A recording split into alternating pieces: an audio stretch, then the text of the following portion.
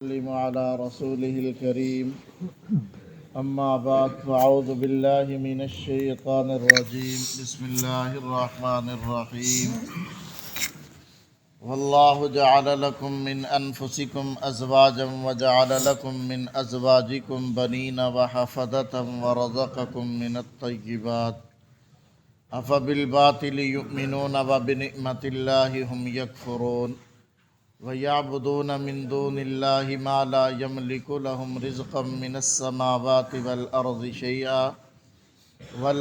شَيْئًا وَلَا يَسْتَطِيعُونَ فَلَا تَضْرِبُوا لِلَّهِ الْأَمْثَالَ إِنَّ اللَّهَ يَعْلَمُ وَأَنْتُمْ لَا تَعْلَمُونَ صدق اللہ العظیم۔ اس آیت میں اللہ تعالیٰ نے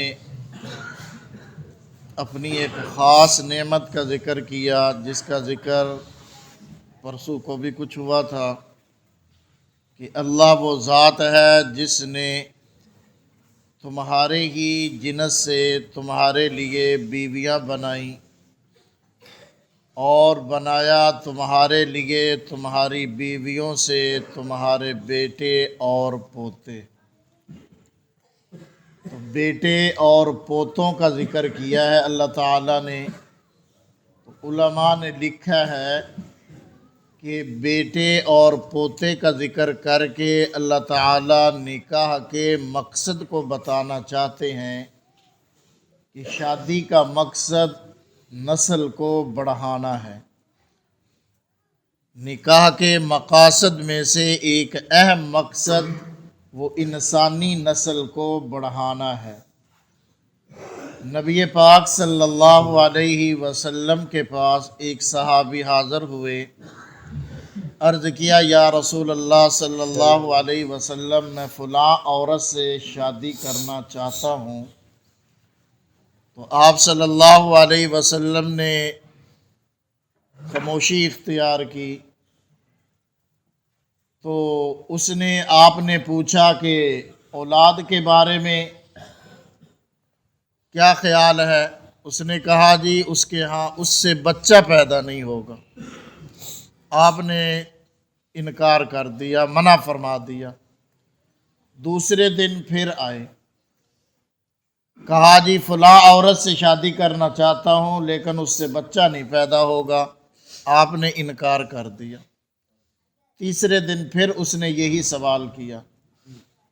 تو نبی پاک صلی اللہ علیہ وسلم نے فرمایا کہ شادی کرو۔ شادی کے دو مقصد بتا دے، الودود الولود، یہ دو لفظ آتے ہیں حدیث پاک میں۔ تناکحوا تناسلوا، نکاح کرو نسل بڑھاؤ۔ اور آگے فرمایا کہ ایسی عورت سے شادی کرو جو محبت کرنے والی ہو اور اولاد جننے والی ہو۔ کیوں؟ تاکہ مکاثر بکم الانبیاء یوم القیامہ، کہ جب تم کثرت سے اولاد پیدا کرو گے تو تمہاری وجہ سے میں انبیاء پر قیامت کے دن فخر کروں گا۔ اور ایک روایت میں ہے مکاثر بکم الامم، کہ باقی امتوں پر میں تمہاری وجہ سے فخر کروں گا۔ تو آپ صلی اللہ علیہ وسلم نے ترغیب دی ہے ایسی عورت سے شادی کرنے کی جس سے بچے زیادہ پیدا ہوں، تاکہ میری امت میں اضافہ ہو اور کل قیامت والے دن میں فخر کر سکوں۔ کیونکہ قیامت والے دن میدان محشر میں 120 صفیں کل ہوں گی، اس میں جو ہے وہ 80 صفیں اس امت کے افراد کی ہوں گی۔ تو جتنے افراد اس امت کے زیادہ ہوں گے اس قدر تعداد اس امت کی زیادہ ہوگی اور باقی امتوں پر رسول پاک صلی اللہ علیہ وسلم فخر کر سکیں گے۔ اسی وجہ سے منع کیا گیا ہے حمل کو ضائع کرنے سے۔ زیادہ بچے، ہمارے ہاں نعرہ ہے بچے دو ہی اچھے، جبکہ رسول پاک صلی اللہ علیہ وسلم فرما رہے ہیں کہ زیادہ بچے جننے والی عورت سے شادی کرو۔ رہا معاملہ رزق کا جی، آبادی پھیل رہی ہے، کنٹرول نہیں ہوگی، آبادی پھیل رہی ہے، وسائل کم ہیں، تو اللہ تعالیٰ نے 15ویں پارے میں اس کا جواب دے دیا، فرمایا وَلَا تَقْتُلُوا أَوْلَادَكُمْ خَشْيَةَ إِمْلَاقٍ نَحْنُ نَرْزُقُهُمْ وَإِيَّاكُمْ، کہ اولاد کو فقر و فاقہ کے خوف سے قتل نہ کرو، اس لیے کہ ہم ان کو بھی رزق دیتے ہیں اور تم کو بھی رزق دیتے ہیں۔ تو اس ڈر سے جو ہے یہ منصوبہ بندی کرنا کہ جی بچے زیادہ پیدا ہو گئے تو کہاں سے کھائیں گے، اللہ نے اس سے منع فرما دیا، فرمایا رزق دینے والے تو ہم ہیں، تمہیں کس چیز کی فکر ہے، بلکہ ان بچوں کی برکت سے ہم تمہیں بھی رزق دیتے ہیں۔ بعض بچے برکتوں والے ہوتے ہیں، ان کے پیدا ہوتے ہی اللہ تعالیٰ والدین کے رزق میں اضافہ کر دیتا ہے، ان کی برکت سے اللہ تعالیٰ ان کو روزی اور دیا کرتا ہے۔ تو اس لیے جو ہے آپ صلی اللہ علیہ وسلم نے فرمایا کہ نکاح کے اہم مقصد وہ نسل انسانی کو بڑھانا ہے۔ تو اللہ تعالیٰ نے پوتے کا ذکر فرما کر اس نعمت کی طرف اشارہ کر دیا کہ تمہاری بیویوں سے ہم تمہیں بیٹے بھی دیتے ہیں اور تمہیں پوتے بھی دیتے ہیں۔ پھر آگے حافظتاً کا ایک معنی تو پوتے ہے، ویسے اس کا لغوی معنی آتا ہے مدد کرنا، خدمت کرنا۔ تو اس میں ایک اور اشارہ کر دیا کہ اولاد کا کام والدین کی مدد کرنا اور خدمت کرنا ہونا چاہیے، اولاد کو والدین کا خادم ہونا چاہیے۔ یہ حافظتاً کے لفظ سے ہمیں پتہ چلتا ہے کہ اولاد کو اپنے والدین کا خادم ہونا چاہیے، خدمت گزار ہونا چاہیے۔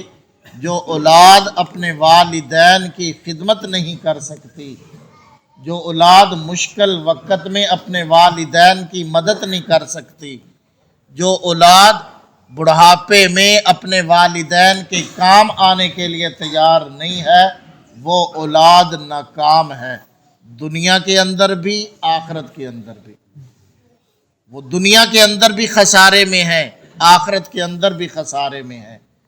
والدین کی خدمت کرنے والے، والدین کا سہارا بننے والے، وہ دنیا میں بھی کامیاب ہیں، آخرت کے اندر بھی کامیاب ہیں، چاہے ظاہری طور پر ان کے پاس کچھ بھی نہ ہو، لیکن اللہ ان کو کامیابیوں پر پہنچایا کرتا ہے، اللہ ان کو بلندیوں تک لے جایا کرتا ہے۔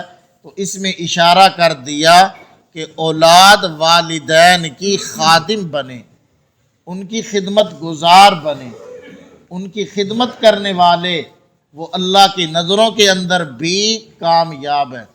فرمایا اگر اللہ کو راضی کرنا چاہتے ہو اپنے والد کو راضی کرو، والد کی رضامندی میں اللہ کی رضامندی ہے۔ اور فرمایا کہ جنت ماں کے قدموں کے نیچے ہے، ماں کی خدمت کرتے ہوئے تم جنت تک پہنچ سکتے ہو۔ اور ویسے کرنی رحمہ اللہ اتنے بلند مرتبے اور مقام پر کیسے پہنچے؟ والدہ کی خدمت کی وجہ سے، والدہ کی خدمت کی وجہ سے، کہ رسول پاک صلی اللہ علیہ وسلم فرما رہے ہیں اے عمر اگر اویس کرنی سے تیری ملاقات ہو تو دعا کرا لینا ان سے۔ عمر کو کہا جا رہا ہے، عمر کے بارے، اویس کرنی سے دعا کرانا۔ تو آپ اندازہ لگائیے اللہ کے پیغمبر صلی اللہ علیہ وسلم کی نظروں میں ان کا مرتبہ اور مقام کیا تھا۔ بلکہ بعض روایتوں میں یہ بھی آتا ہے، بعض کتابوں میں لکھا ہے کہ اے عمر جب اویس کرنی سے ملاقات ہو، اس کی فلاں فلاں علامتیں ہیں، فلاں قبیلے کا ہے، کرد قبیلے کا، تو اس سے میری امت کے لیے بھی دعا کرانا۔ نبی فرما رہے ہیں، تو یہ مرتبہ اویس کرنی کو کہاں سے ملا؟ والدہ کی خدمت کرنے کی وجہ سے ملا۔ تو اس لیے والدین کا خادم ہونا چاہیے اولاد کو، والدین کی خدمت سے جان چھڑانے والا۔ لیکن آج معاملہ بڑا عجیب بن چکا ہے، بیوی کے خادم بن جائیں گے، والدین کے خادم بننے کو تیار نہیں ہیں۔ بیوی کی ہر فرمائش، ہر چاہت پوری کرنے کو تیار ہے۔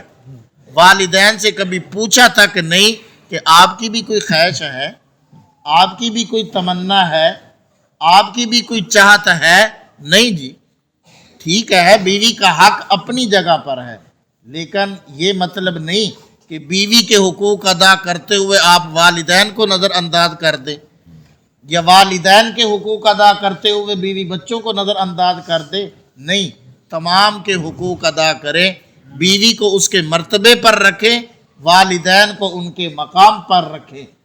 تو بہرحال یہ جملہ ہمیں بتاتا ہے کہ اولاد کو والدین کا خادم بننا چاہیے، ان کے بڑھاپے کا سہارا ان کو بننا چاہیے۔